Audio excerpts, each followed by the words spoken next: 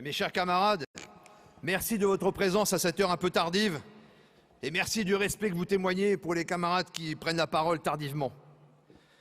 Mes chers camarades, je vous apporte le salut fraternel des camarades ouvriers de l'État de la base de défense de Metz et plus largement de l'ensemble des syndicats de la Fédération de la Défense.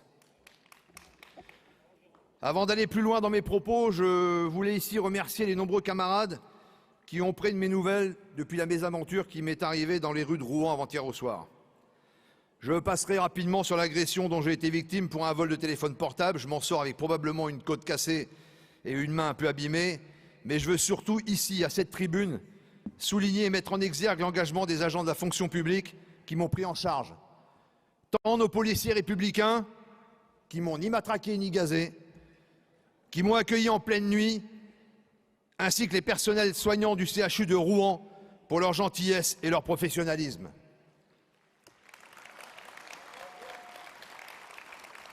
Nous en sommes toutes et tous ici convaincus. Mais on réalise encore plus la richesse que constitue notre fonction publique pour notre démocratie républicaine dès lors qu'on en a besoin. Merci à eux, mes chers camarades. Cet épisode, d'ailleurs, malheureux, ne change rien à la reconnaissance que j'exprime à Yanis et aux camarades de l'Union départementale pour l'organisation de ce congrès. Et ça me permet de faire une transition naturelle vers un sujet tel que le Ségur de la santé. Au ministère des Armées, nous avons le service de santé des armées, dont les agents œuvrent au quotidien pour assurer un service de qualité pour la santé des forces armées, personnel militaire et civil, mais plus largement de la population civile qui sont accueillis dans les hôpitaux militaires. Ils sont eux aussi ces agents, été eux aussi ces agents sur le front, en première ligne pendant cette crise sanitaire. Mes chers camarades, la Fédération de la Défense a reconnu le boulot effectué par nos camarades de la Fédération des services publics et de santé et soutenu la signature du Ségur. Nous nous battons maintenant pied à pied pour que l'ensemble des agents du service de santé des armées se voient appliquer les dispositions du Ségur, ce qui n'est pas le cas aujourd'hui. Bien sûr, cela ne règle pas le problème du manque d'effectifs chroniques et de la dégradation des conditions de travail, conséquence de décennies de destruction de l'hôpital public. Et mes chers camarades, ces politiques mises en œuvre depuis de nombreuses années ont mis à mal l'ensemble de la fonction publique, que ce soit l'école républicaine, la sécurité, la santé, les collectivités territoriales et locales, ou encore les finances, et j'en oublie. Aujourd'hui, à la Défense, nous continuons à payer les dégâts dévastateurs de la révision générale des politiques publiques. Et c'est bien de cela qu'il va s'agir, mes chers camarades, en décembre de cette année, quand nous aurons à défendre les revendications force ouvrière pour conserver la première place lors des élections dans la fonction publique. Nous devrons mettre la machine FO en marche pour gagner... Il n'y a pas de mauvais jeu de mots, en marche.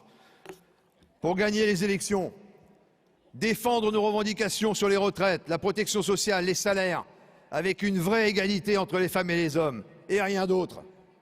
Et croyons-nous qu'on y arrivera en se divisant, en opposant le public et le privé, alors que nos politiques font ça très bien sans qu'on les aide?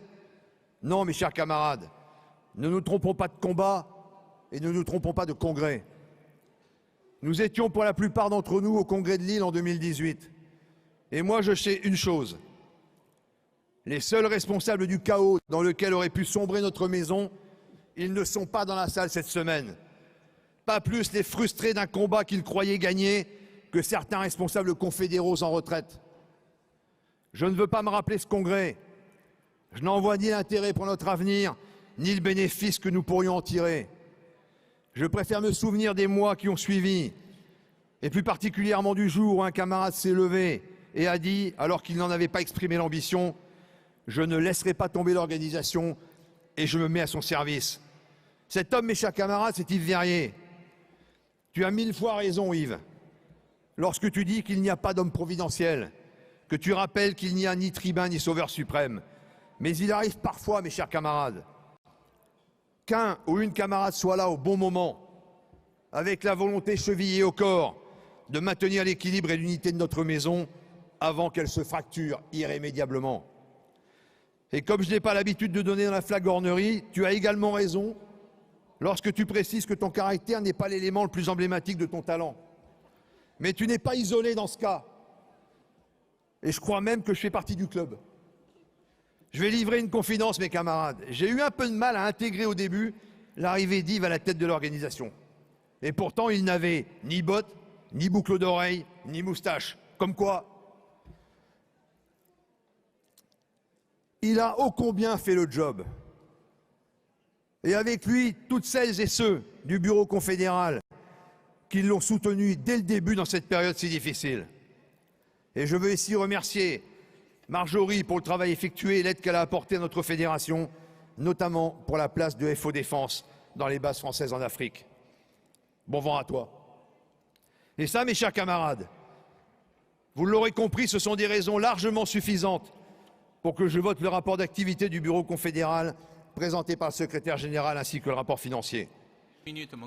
Mes chers camarades, ce congrès ne peut pas être celui de la division et de la rupture. Nous n'en avons ni les moyens ni un quelconque intérêt. Le respect du mandat est primordial, c'est même la base de notre fonctionnement. Mais le rappel au respect du mandat n'a jamais autorisé quiconque à faire de l'ingérence dans le fonctionnement des structures et à s'ériger en juge de paix ou se poser en Torquemada de l'organisation. Personne ici n'a de leçons à recevoir en matière de respect de la démocratie et personne n'a à en donner. Nous rendons toutes et tous des comptes auprès de nos instances. Et ce n'est certainement pas parce que le congrès a lieu à Rouen qu'on lèvera une inquisition et qu'on dressera des bûchers, mes chers camarades. Et quand on en appelle au respect du mandat, ça va aussi avec le respect des statuts. Surtout et y compris les statuts fondateurs de notre organisation. Que l'on ne va pas s'amuser à chambouler parce que certains fantasment sur la base qui ne déciderait de rien et sur des mandats qui ne seraient pas respectés. Mes chers camarades, le CCN s'exprimera conformément au statut et chaque camarade siégeant au CCN votera en son âme et conscience et rendra, si besoin, devant les instances de son UD, rendra compte, si besoin, devant les instances de son UD ou de sa Fédé. J'ai presque terminé, Président. Merci. Et ne soyons pas schizophrènes, mes camarades. Celles et ceux qui votent lors de ce congrès, pour les rapports d'activité notamment et les rapports financiers, et ceux qui élisent les instances des UD et fédérations sont les mêmes, mes camarades. C'est vous. Restons unis, déterminés, libres et indépendants. Ce qui n'empêche pas de prendre en compte des questions aujourd'hui fondamentales, telles que l'environnement, le télétravail ou encore l'international. Comme disait Chateaubriand, il n'est nul besoin d'aimer le monde qui vient pour le voir venir. Eh bien, mes chers camarades, le rôle de force ouvrière, notre boulot, c'est justement pourquoi on nous élit. C'est de voir le monde qui vient, même et surtout si on ne l'aime pas. Mes chers camarades, les combats à venir seront difficiles et nous les traverserons comme nous avons toujours su le faire. Et les vrais amis de Force ouvrière, pas ceux qui la salissent, pas ceux qui crachent dessus, ils sont ici, dans cette salle, et ils sont ultra majoritaires. Vive le syndicalisme libre et indépendant, vive la Confédération Générale du Travail Force ouvrière. Je vous remercie. Merci mon camarade.